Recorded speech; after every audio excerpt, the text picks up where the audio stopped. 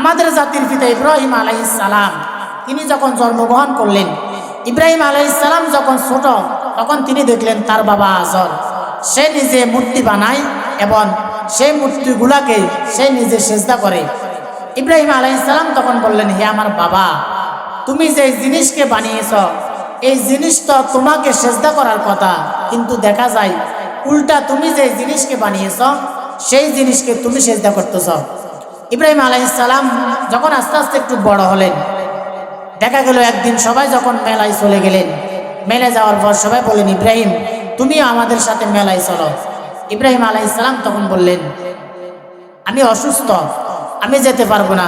ইব্রাহিম আলাইহিস সালাম তখন তাদের সাথে মেলায় গেলেন না। সবাই যখন মেলায় চলে গেলেন, ইব্রাহিম আলাইহিস সালাম তখন মূর্তির ঘরে ঢুকলেন। মূর্তির ঘরের মধ্যে ঢুকার পর ইব্রাহিম আলাইহিস সালাম দেখলেন সকল মূর্তিগুলোর সামনে খাবার রয়েছে, কিন্তু কোনো মূর্তি খাবার খেতে পারে না। ইব্রাহিম আলাইহিস সালাম তখন মূর্তির সামনে গিয়ে বললেন, আল্লাহ তাকুলুন, তোমাদের সামনে তো খাবার রয়েছে, তোমরা এই খাবারগুলো খাও না কেন? মা লাকুম লা তানতিকুন, তোমরা খাবারগুলো খাও নাই এবং কথাও বলো না কেন? যখন মূর্তিগুলো খাবারও খায় না, কথাও বলো না।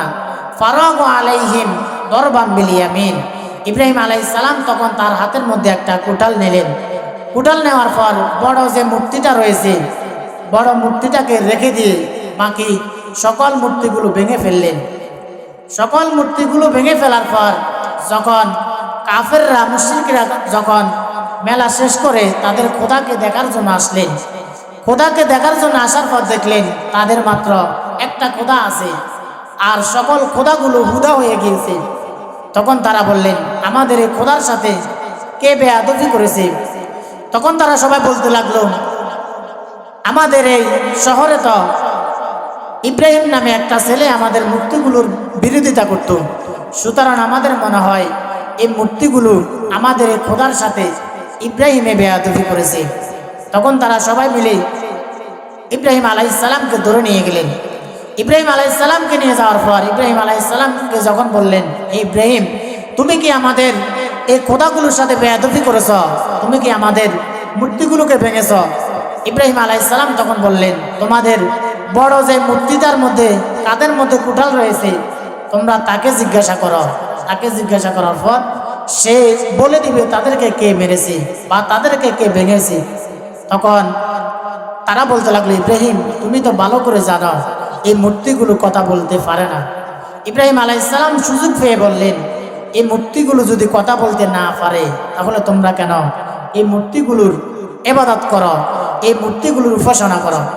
এক পর্যায়ে তারা ইব্রাহিম আলাইহিস সালামকে নমরুদের কাছে নিয়ে গেলেন। নমরুদের কাছে নিয়ে যাওয়ার পর নমরুদ বললেন, হে ইব্রাহিম তুমি নাকি আবার কোন রবের দাওয়াত দাও? এই ইরাকের বাবেল শহরে আমি তো হচ্ছি খোদা, আমি ছাড়া তো এখানে আর কোনো খোদা নাই, তুমি আবার কোন রবের দাওয়াত দাও? ইব্রাহিম আলাইহিস সালাম তখন বললেন, রব্বি আল্লাযী ইউহয়ী ওয়া ইউমীত। ইব্রাহিম আলাইহিস সালাম বললেন, আমার রব হচ্ছেন তিনি যিনি জীবন দেন এবং মরণ দেন। রব্বি আল্লাযী ইউহয়ী ওয়া ইউমীত। নমরুদ তখন বললেন, ক্বালা আনা উহয়ী ওয়া উমীত, হে ইব্রাহিম আমিও তো জীবন দিই এবং মরণ দিই। ইব্রাহিম আলাইহিস সালাম তখন বললেন, তুমি যদি আমার আল্লাহর মতো জীবন দাও এবং মরণ দাও তাহলে তুমি আমাদেরকে একটু দেখাও। নমরুদ তখন তার জেলখানা থেকে দুইজন আসামিকে ধরে নিয়ে আসলেন। দুইজন আসামিকে ধরে নিয়ে আনার পর ইব্রাহিম আলাইহিস সালামের সামনে একজন আসামির পেটের ভিতরে ছুরি ঢুকিয়ে তাকে হত্যা করে ফেললেন, আর আরেকজন আসামিকে না মেরে ছেড়ে দিলেন। না মেরে ছেড়ে দিয়ে নমরুদ তখন বললেন, ইব্রাহিম দেখো আমি তোমার সামনে একজনের পেটের ভিতরে ছুরি ঢুকিয়ে তাকে হত্যা করে ফেলেছি, তাকে মেরে ফেলেছি, আর আরেকজনকে না মেরে ছেড়ে দিয়েছি, তাহলে তো আমিও জীবন দিই এবং মরণ দিই।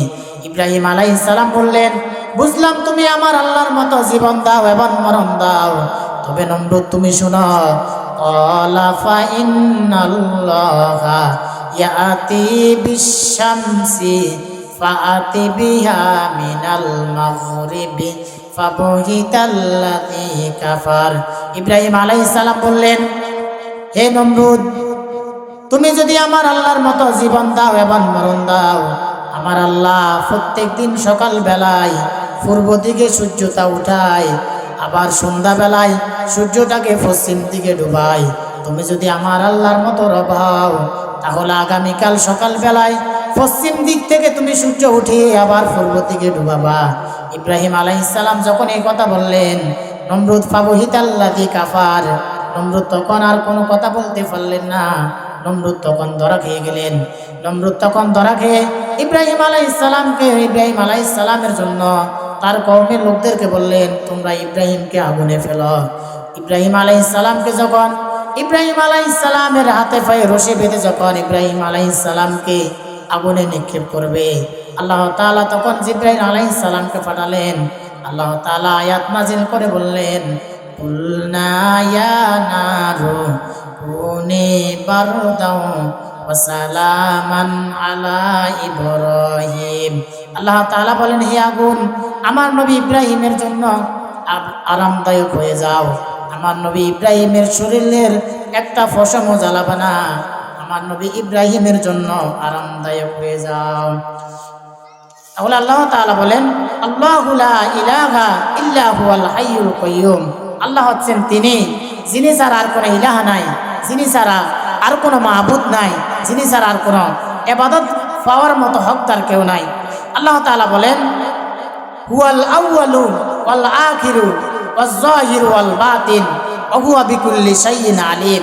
আল্লাহ তাআলা বলেন, হুয়াল আউয়ালু, আমি আল্লাহ হচ্ছি প্রথম, ওয়াল আখিরু, এবং আমি আল্লাহ হচ্ছি শেষ, ওয়াজ যাহিরু, আমি আল্লাহ হচ্ছি প্রকাশ্য, ওয়াল বাতিন, এবং আমি আল্লাহ হচ্ছি গোপন, ওয়া হুয়া বিকুল্লি শাইইন আলিম, আর আমি আল্লাহ সকল বিষয়ের উপর জ্ঞানী।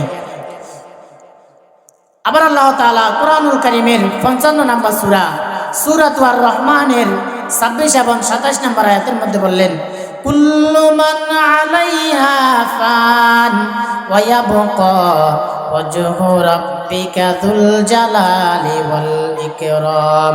আল্লাহ তাআলা বলেন, কুল্লু মান আলাইহা ফান, এই পৃথিবীর সকল কিছু ধ্বংস হয়ে যাবে, এই পৃথিবীর সকল কিছু শেষ হয়ে যাবে।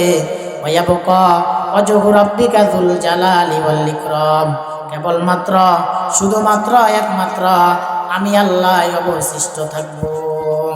তাহলে আল্লাহু লা ইলাহা ইল্লা হুয়াল হাইয়ুল কাইয়্যুম, আল্লাহ হচ্ছেন তিনি, যিনি ছাড়া আর কোনো ইলাহ নাই, যিনি ছাড়া আর কোনো মাবুদ নাই, যিনি ছাড়া আর কোনো ইবাদত পাওয়ার মতো হকদার নাই। তিনি হচ্ছেন আল হাইয়ুল কাইয়্যুম, তিনি হচ্ছেন চিরঞ্জীব এবং চিরস্থায়ী। এরপর আল্লাহ তাআলা বলেন, লা তাআখুযুহু সিনাতুন ওয়ালা নাওম, তিনি হচ্ছেন সেই মহান সত্তা যাকে কোনোদিন তন্দ্রা বা নিদ্রা আচ্ছন্ন করতে পারে নাই। আল্লাহ তাআলার ঘুম আসা তো দূরের কথা, আল্লাহ তাআলাকে ঘুম কখনো স্পর্শ করতে পারে নাই, কারণ আল্লাহ তাআলা ঘুম সৃষ্টি করেছেন। যেহেতু ঘুমের মালিক হচ্ছেন আল্লাহ, এই জন্য আল্লাহ তাআলাকে কখনো ঘুম স্পর্শ করতে